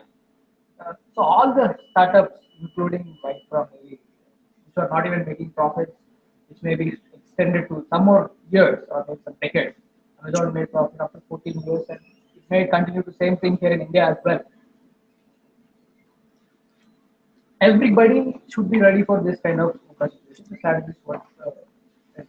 But it is not at all included in the strategy, especially startups. There are no HR functions as well. Founders taking care of every function, and it is a people-based organization. There is no product or manufacturing taking place. It's only service, and still there is no proper HR. How do you look at this entire Indian startup market, where there is no proper attention to people, and then to VUCA situations which they are right now currently? May not be others; they are already in VUCA. Right. I think the startups are the ones who are actually always in movement, right? Yes. And that's where you will find 99% of them die. Yes. Only 1% or 1%. few percent of them actually make it to the a good situation. But again, Tiny Old, when I said, actually they made it to a good situation by actually having a lot of investment. Yes. But at the same time, how do you really sustain? Sustain. We also have seen Zomato, which is happening. So which is also having now the challenge is that whether somebody else will need that kind of valuation and also investment into the future is on anyway is going to go in terms of the business opportunity in the future. But definitely, I think these are the small ones growing, and you are not yet set the culture. You don't know what is the sincerity, the integrity to test whether it is you have passed that in time, and I think these are all the challenges that you will find in the question that he asked. So, would you like to respond to that question? I'll try to be loud. I'll try to be louder. Then there are two parts to it. Number one, if you know who are our customers, and if we can gain access to those customers and say this is the value that I'm offering, wherever it is, the startups can succeed. Second area, I was pleasantly surprised when I was talking to TR this morning. This morning we were talking, and I congratulated him that his company is listed in National Stock Exchange. Then he said, look, within NSE there is an option. We don't have to go to public to a larger section of people. If I want certain funds, I can ask a smaller section or one or two. NSE, SME exchange. Yeah, something like that. So overall, the essence of the dialogue was, do we know the opportunities that are available for what we do not have? If I do not have the financial resources, do I have that knowledge, information about where all it is available? If I lack people resources, do I know where all it is available? Today, Americans enjoy the people capability in India. Where is US and where is India? And then they are making money. Germans, lot of companies, we serve many companies in Germany. We make a little bit of money, but then they thrive on this. So overall, the two things, if we know our customers and their needs, if you can fulfill that, the startup can run. Second thing, having access to information, like knowledge, is essential. I was part of a few startups, not so big, Okay. 6 or 7 other people, starting from raising capital to identifying the right technology, to integrating this technology till the delivery point. Those young budding professionals, techies, they went through borrowing situation. Fortunately or unfortunately, I got an opportunity to associate with them. So I said that persistence, patience, and perseverance. The impact of the coaching which you give to this kind of young budding entrepreneurs, it will have a tremendous impact to revive their lost confidence. This is my experience. In dealing with the 2-3 startups, not so big, And for your information, today they are in a break-even point. See, for them, you are kind of demigod. And being part of the startup companies, for your information, sir, they know that, okay, this is the ground reality. But if somebody is there to actually reinforce their confidence, I'm sure that's where you score the points. So a good mentor. Yeah. I think there are two things happening. There is one mentoring and incubating and supporting them during the phase of startups to a business. I think one of the biggest challenge that is actually happening is to the scale to the next level, which is called an acceleration. And that is, I think, which is we are not yet prepared so much yet. So, and there are some initiatives that are happening which would probably help in terms of the initial phase. Then you go to the next acceleration, quickly go to the next level. So I think there is a change that is happening, and then there I think the situation is very improved. If one person leaves, your turnover ratio is out of 3 is 33%, right? And then you are like totally gone. I think it's a very big challenge. Teja, you Yeah. would like to.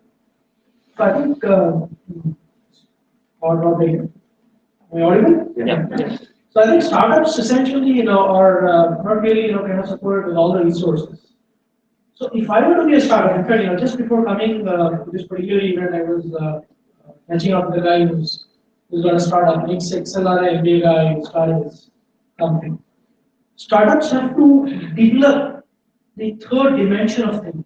It's absolutely critical how you view things differently than bigger companies. How many of you are aware of that 17 camels example? 17 camels? Yeah, so I'll just tell you the larger impression of 17 camels example. It's pretty simple. Large Arab sheikh had 3 sons and then he had about 17 camels.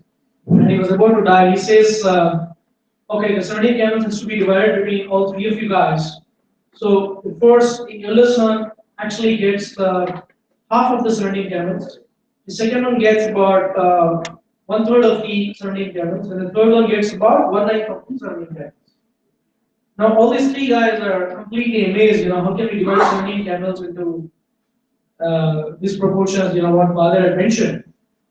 And then the father expires, and then they keep struggling, and they actually visit somebody who they feel is kind of wise, and they ask them, how do we divide? And can you just help us?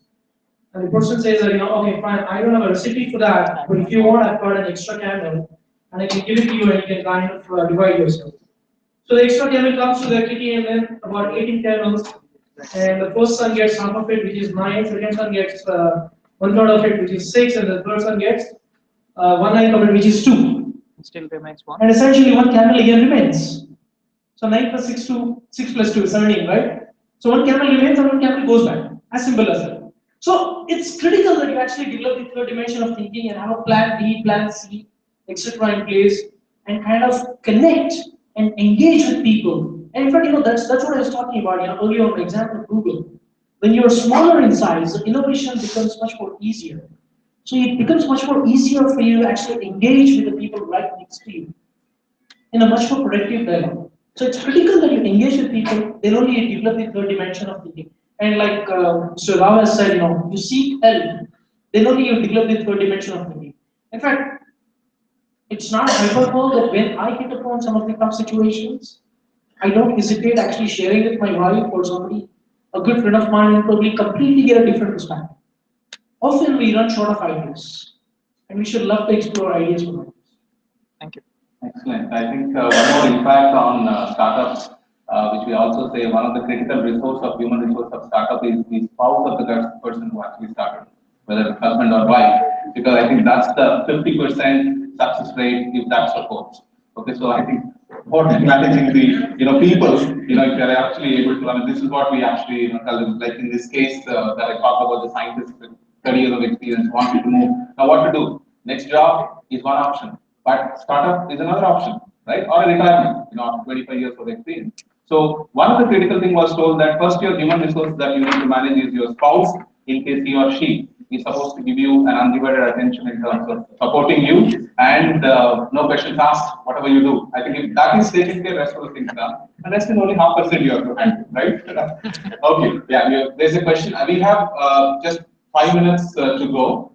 So I'll take the question here and so we have multiple questions or little. Yeah, just go ahead with your question. So, the aspect I'm trying to Go ahead, we'll rephrase the it. aspect I'm trying to focus on here is there really a learning scope in the entire VUCA world if we were really prepared for it? Is there a learning scope? So, not sure.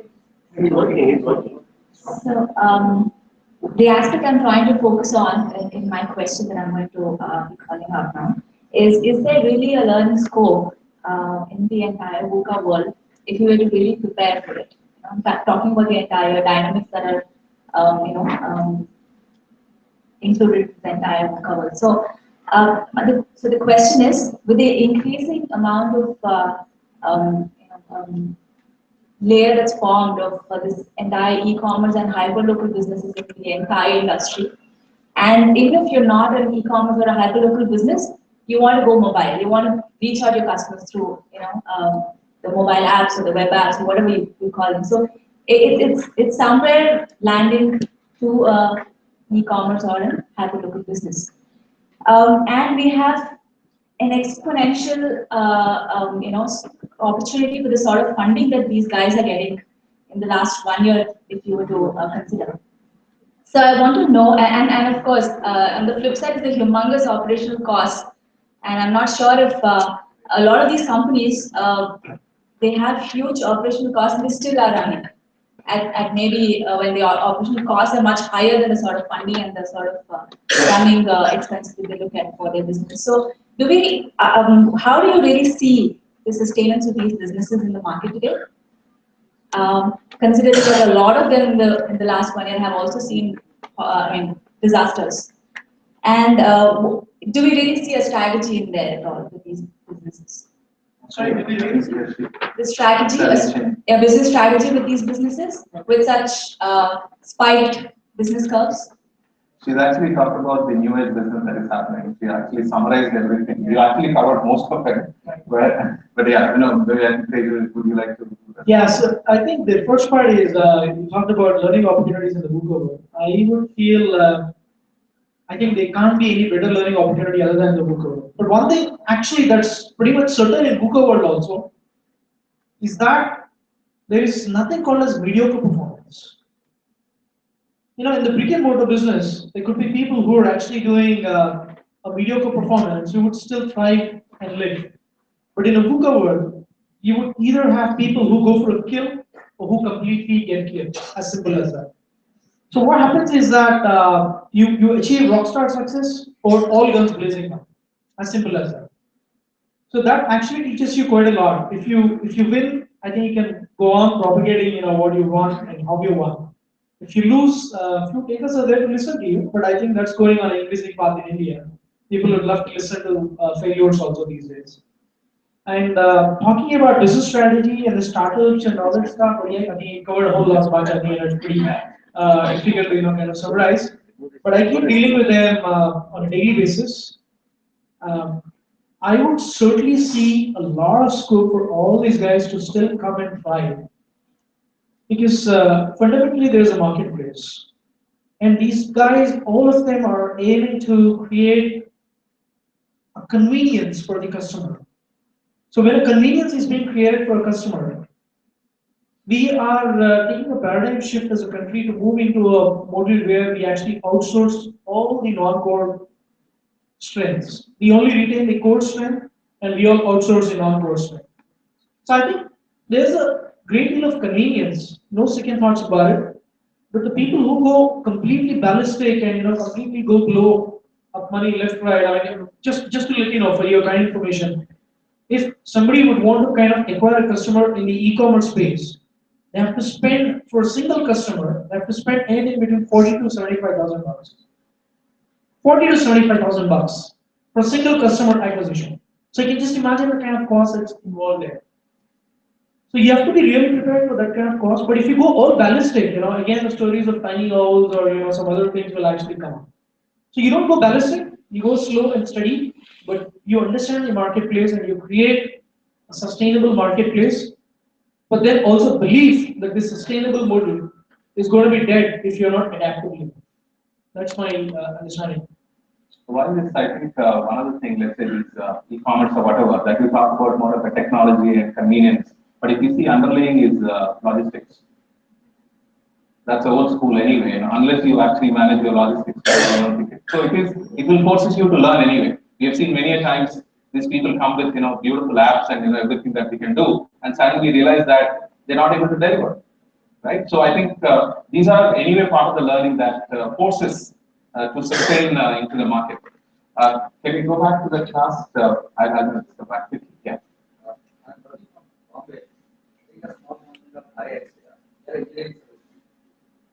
Can you?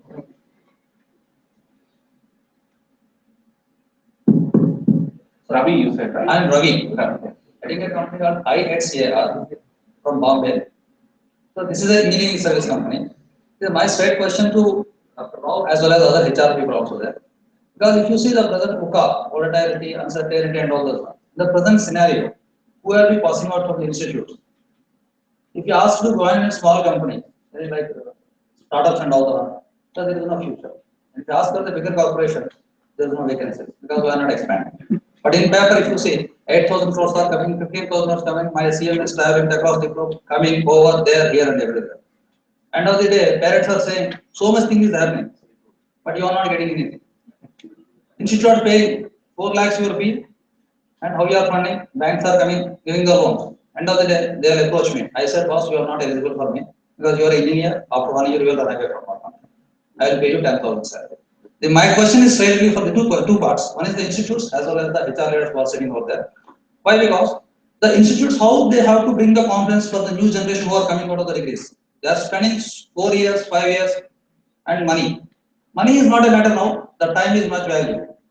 So how they have to understand what they will get later on. First thing, and what the confidence they have to develop. Second thing is how the bigger corporations, I mean the big companies who are there, how they will develop the confidence in this one. How they will, tie up with the institutes. What sort of things they require. If you want to ask for the tie-up, they will go to ITS, to the small skill development and all this and all that. But the people are coming with real degrees. They are not finding anything. So my question is, how to scratch this volatility, uncertainty, and all this blah blah blah. Everything is here among so many students are there. They will face next in 2-3 months the same problem. So how do we address all this? That's the current scenario. So you are addressing the near-term challenge for them. Yes, it's very biggest challenge because all the players who are shoot good, they must be spending so much of money. I'm not saying it's okay. It's very real practical. Right. Stand to me. First you spend 4 lakhs, 4 years. I want X and Y. You don't have this. They are totally useless. And they will say, sir, it's not my mistake. So that's the biggest problem again. If I ask you to give your degree, I will pay you 10,000. You will have a 2 years roadmap. Sorry, sir, I don't want for 10,000. I want 40,000 because I have expenditure of this. I said, boss, you are not eligible for that. They will lock the doors of big company. They said, you don't have the capabilities, you are not eligible for that. They will go. So we have to give the confidence boost up, which are the next generation, who are the manpower coming to the. Okay, just before one of the panelists answer, I think it's a beautiful story for us, for me at least, which I've been living and breathing, the only startup and SMEs, right? The story, that I was talking to Tejawsy, he's saying, what business are you doing? I was doing this business for the first 10 years, but I think the next 10 years I'm looking at differently. I think that's the change that I'm going through. I'm sure the same thing happening with the institutions. One statistical data that I would like to, what forced me to look at next day is that there were 16 million SMEs in 2001 census, government official census. In 2011, it's 3.8 million. Okay, and in 13, it was 43 million. So that's 4.3 crores. So that means that there are so many people who actually small and big size, who have actually created organizations, created employment, right? That's where I will leave this, for the students not to look for, I paid 4 lakhs, what do you get it? But to even, I think when I see from an institution point of view that 4 lakhs is actually much lesser, the kind of investment that they would have done, right? So that's on the other side. I will leave it for the students to really think about it. Go back to Teja. Yeah, I think that's a pretty interesting point that you actually made. But let me assure you that all these shoot good guys who you thought kind of need to probably think back on what they actually invested. I would differ. Probably I would like to firmly believe that these guys are much more smarter than what we think. They are much more socially connected. They are much more engaged in a productive dialogue with their seniors. And if you don't know, I know if you know this statistics, a lot of MBA students are now shifting their elective to operations. This year in particular, a lot of people because they want to go to Flipkarts, they want to go to Snap deals, etc. All that stuff. So I think the change happens at a much more quicker pace than what we actually thought in the previous years. I think maybe only not just as a job, I would say. I think so. When you see startup ecosystem, every one of them can be an entrepreneur. Startup. And the startups, what you actually talked about, by the way, there are a couple of people who actually dropped out of EY. Just in about a month's time, they put down the papers and they actually started their own startups. And people who actually interned, MBA guys in EYs, are now interning with all these guys. I'm surprised, but they love to intern. I think this is a fundamental, the principle. Every business organization runs on business economics. We cannot create, the high wage structure devoid of certain fundamental aspect of equity or equality principles. See, what I would like to probably impress upon you is that, the great work done by, Dr. Benjamin of Northwestern University. A talent gets fully manifested only after 14 to 15 years of time, the lifetime. So what, probably, if I'm permitted to say, is that you have to probably, check your aspirations. Okay, because otherwise, see today what is happening in this part. There is a merger and acquisition which are happening. One very the large the pharma company acquired by another company. Today there is a complete mismatch of economic package. As a result, the acquired companies, the people are on the street. Literally on the street. So we cannot create a separate wage island. We have to respect the internal parity and external parity, equity and equality principles. Okay, if you run the organization based on certain fundamentals like this, then so-called you will continue to be the winner. You will not tumble. I talked about winners and tumbles and losers. Okay, and climbers. Otherwise, I think your economic situation, the economic situation of the business will be in limbo. We cannot do that. So there, I think what the director initially said, the industry institution interface should happen, whereby the people like us should come and interface with you. Okay, what is realistic? We should try to communicate and connect with you. I think that is what. I think the onus has to be to me because end of the day I'm going to be impacting. I'm learning. I'm trying to find new ways. I think is going to be very critical. Yeah, one question. I think it's already 9:31. Yeah, in the interest of the youngsters. So Steve Jobs, quite well-known guy, once he said in the last 2-3 years, Apple has created planet's largest set of startup companies. So what he meant to say was, we have sort of all our startups within our company and they are independent and they make decisions. So and he posted about that. What it means is, in a startup company, you have lot more freedom, you are independent, you make decisions. Now I want to share another one. Now would you want to, generally people live with a hope. We don't know whether we will be alive tomorrow or not, but we plan for 30 years, 40 years. If we have that hope, and if you want to have a long game, want to play a game for a longer period of time, then make a choice that is a lot more sustainable than a short-term oriented one. I'm so tempted to chip in again, just for a minute.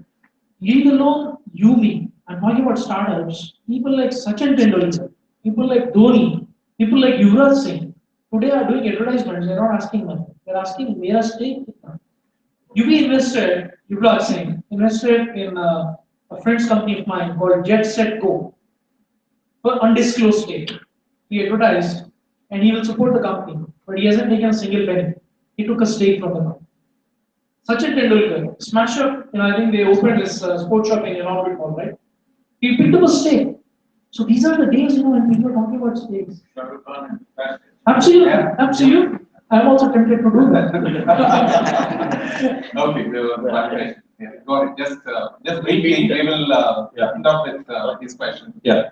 There are a lot of people talking about e-commerce, and there was one question on operations and logistics, right? My name is Dilip Kumar. I am from the elite batch of VJIM.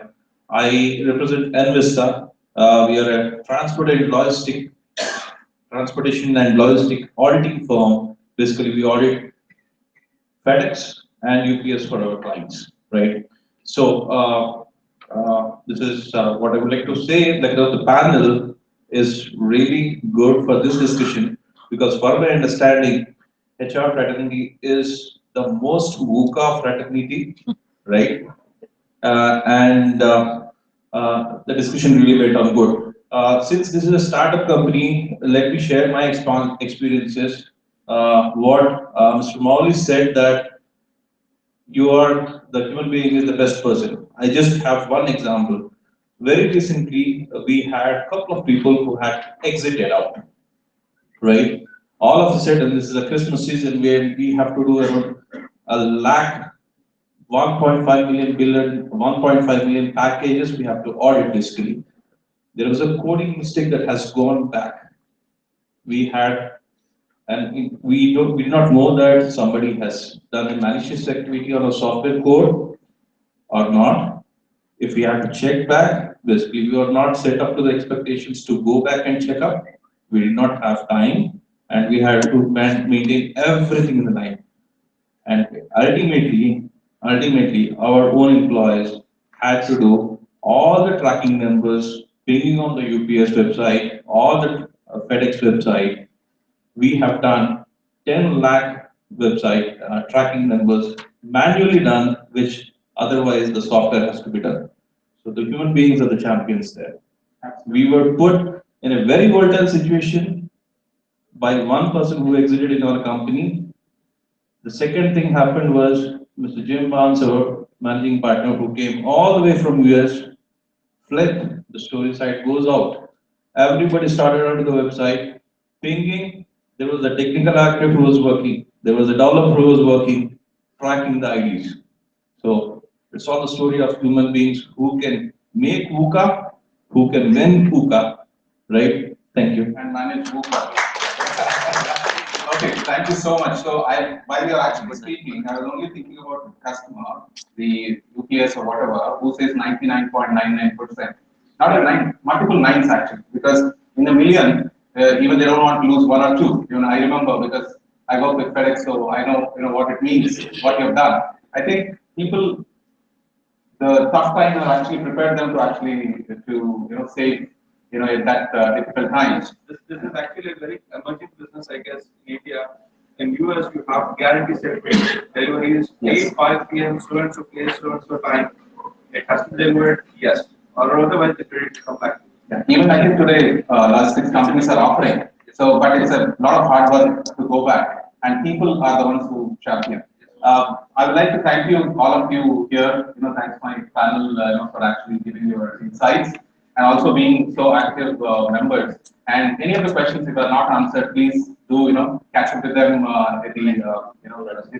And just on the other side. Thank you so much, and thank you for giving me this opportunity with VJIM again. And I wish you all the best, and hope we definitely, whether we know or not, we have to sail through this VUCA times, right? And that's going to be the part of our life. I leave with this thought, and thank you so much. Thank you, everyone.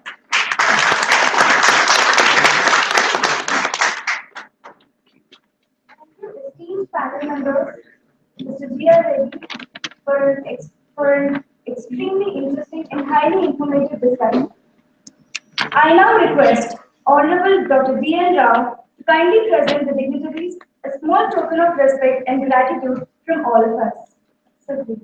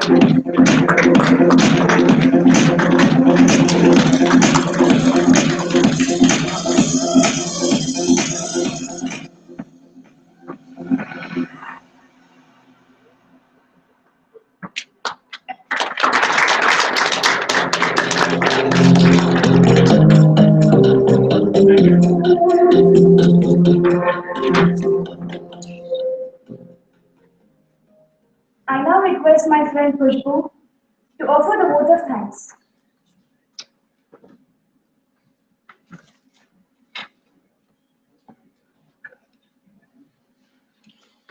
Respected panel members, esteemed delegates from the corporate, honorable members of the governing council, respected faculty members, and my colleagues. It is a privilege for me to extend the vote of thanks on the occasion of the 4th Business Conclave on the topic Preparing People for the VUCA World, hosted by Vignana Jyothi Institute of Management. On behalf of the entire VJIM fraternity, I extend my heartfelt gratitude to our distinguished panelists, Mr. Tejawsy Rama, President, Vice President Marketing, Ernst & Young, Mr. P. Krishna Sai, Senior Director, Human Resources, Head for Formulations Business Unit, Dr. Reddy's Laboratory, Dr. K. Suresh Kumar, Vice President, Human Resources, Aurobindo Pharma, Mr. B.C. Molly, Head, Learning and Development, Science Infotech. Their discussion and deliberation today on the topic has helped us understand to a great extent how to deal with the volatile business environment. How would you lead your people through change effectively? How do you make sure you have the most capable people? How do you get your HR function lead you through a VUCA world? These were some of the questions deliberated upon and answered in today's informative panel discussion. I owe a special thanks for the moderator of today's event, Mr. G.R. Reddy, for bringing out many thought-provoking issues during the discussion. Sir, your knowledge on the phenomenon called VUCA helped us understand how, in today's world, reflexes must be rapid and on target. In this world, only the fittest shall survive, and only the most agile shall triumph. I would also like to take this opportunity to thank our governing council members, Dr. D.N. Rao, President, Vignana Jyothi Society, Mr. Harsha Chandra Prasad, Chairman, Vignana Jyothi Institute of Management, Major General Dr. S.S. Dasaka, CEO, Vignana Jyothi Society. You have always been an inspiration for all of us at VJIM, and your guidance has helped VJIM carve a niche for itself in the field of management education.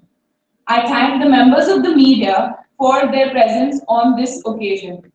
And finally, a very special thanks to the faculty members and the students of VJIM for their support, dedication, and untiring efforts towards the success of the 4th Business Conclave on preparing people for the VUCA world. Thank you. I now request all of you to kindly join us for cocktails followed by dinner.